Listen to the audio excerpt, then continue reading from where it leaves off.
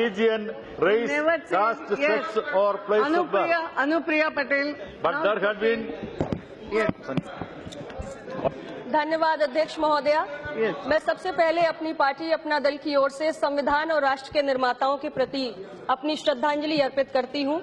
26 नवंबर सन 1949 हमारे देश के इतिहास में एक बहुत महत्वपूर्ण तारीख है, क्योंकि इस दिन हमारी संविधान सभा ने हमारे स्वतंत्र भारत के संविधान को अंगीकार किया और डॉक्टर भीमराव अंबेडकर जी ने उसी संविधान की मसौदा समिति के अध्यक्ष के रूप में एक महत्वपूर्ण भूमिका निभाई।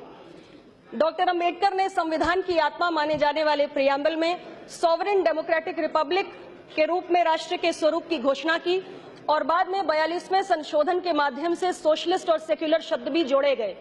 लिबर्टी, इक्वालिटी, फ्रेटर्निटी के मूल्यों के साथ भारत के संघीय ढांचे को स्वीकार किया गया और इन तमाम बातों के बीच में बाबा साहेब अंबेडकर ने राजनीतिक लोकतंत्र के साथ साथ इस देश के अंदर सामाजिक और आर्थिक लोकतंत्र कायम करने का एक बहुत बड़ा सपना देश के समक्ष रखा। आज 2 दिनों से इस सदन के अंदर चर्चा चल रही है और मैंने बहुत सारे माननीय सदस्यों के विचारों को सुना, बहुत सारे सवालों को इस सदन के अंदर उठते हुए सुना। बाबा साहेब अंबेडकर बंगाल से जीत कर आए या बॉम्बे प्रोविंस से जीतकर, बाबा साहेब अंबेडकर को चुनाव किसने हराया, कितनी बार हराया, मसौदा समिति का अध्यक्ष बनाने का श्रेय किस पार्टी को जाना चाहिए, सेक्युलर कौन ज्यादा है और कौन कम है, और यहाँ तक कि हिंदी भाषियों की तुलना कौओं से भी कर दी गई। लेकिन इन तमाम सवालों के बीच में एक सवाल जो बहुत महत्वपूर्ण है वो डॉक्टर बाबा साहेब भीमराव अंबेडकर के सपनों से जुड़ा है, सामाजिक न्याय की विचारधारा से जुड़ा है, आरक्षण की उस व्यवस्था से जुड़ा है जिसके बारे में अभी एक माननीय सदस्य शिवसेना के अरविंद सावंत जी कह रहे थे कि हम आज जहां जाओ तो आरक्षण की ही लोग मांग करते हैं। धनगर लोगों के बीच में जाओ तो कहते हैं हमें आरक्षण चाहिए, आरक्षण की उन्हें धनगर की स्पेलिंग नहीं आती।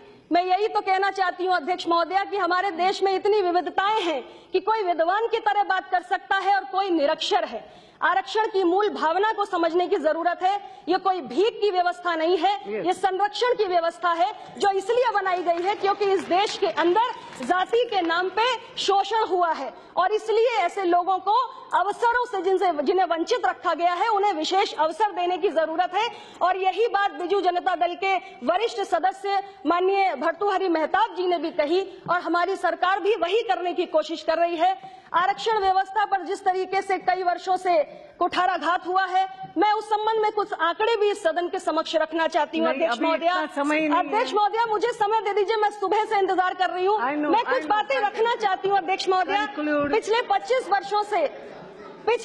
वर्षों से पिछड़ी जातियों को मंडल कमीशन के माध्यम से 27% आरक्षण की व्यवस्था है, लेकिन आज भी इस देश के अंदर ऐसे राज्य हैं, छत्तीसगढ़ और मध्य प्रदेश जैसे राज्य, जहां पर केवल 14% आरक्षण लागू है। झारखंड में केवल 22% आरक्षण लागू है। पश्चिम बंगाल में केवल 7% आरक्षण लागू है। अध्यक्ष महोदया, आज देश की क्लास 1 की नौकरियों में दलितों की भागीदारी केवल 12% पहुंच पाई है और पिछड़ी जातियों की भागीदारी केवल 5% पहुंच पाई है। यहाँ तक कि निचली अदालत से लेकर सर्वोच्च अदालत तक आज पिछड़ी जातियों की और दलित जातियों की भागीदारी नहीं सुनिश्चित हो पाई है। अध्यक्ष महोदया, देश के उच्च शिक्षण संस्थानों में एसोसिएट प्रोफेसर से लेकर वाइस चांसलर तक दलितों और पिछड़ी जातियों की भागीदारी आज केवल 2% पहुंच पाई है। इसलिए और यहाँ तक कि आज हमारी सरकार के केंद्र स्तर पे ये हार है अध्यक्ष, ये हालात है अध्यक्ष महोदया कि सेक्रेटरी के स्तर पर शेड्यूल कास्ट के 5, शेड्यूल ट्राइब के 3 और पिछड़ी जातियों का केवल 1 IAS अधिकारी है। एडिशनल सेक्रेटरी के स्तर पर शेड्यूल कास्ट के 3, शेड्यूल ट्राइब के 2 और ओबीसी का 1 भी IAS अधिकारी नहीं है अध्यक्ष महोदया। इसलिए मैं अपनी सरकार से ये मांग करती हूँ, मैं एक छोटे से सहयोगी दल के रूप में ये मांग करती हूँ कि हमारी सरकार आरक्षण की इस व्यवस्था पर एक श्वेत पत्र जारी करे और इस श्वेत पत्र में इस बात पर विचार करना चाहिए कि आरक्षण को एक कानून के रूप में स्वीकार किया जाए और इसका उल्लंघन होने की स्थिति में दंड का प्रावधान हो, क्योंकि आज तक हमारे देश में आरक्षण का उल्लंघन सिर्फ इसलिए हुआ है क्योंकि दंड का कोई प्रावधान नहीं है। और इसके साथ ही तो अपने आप बंद हो जाएगा। Yes, but very good. Okay, हो गया।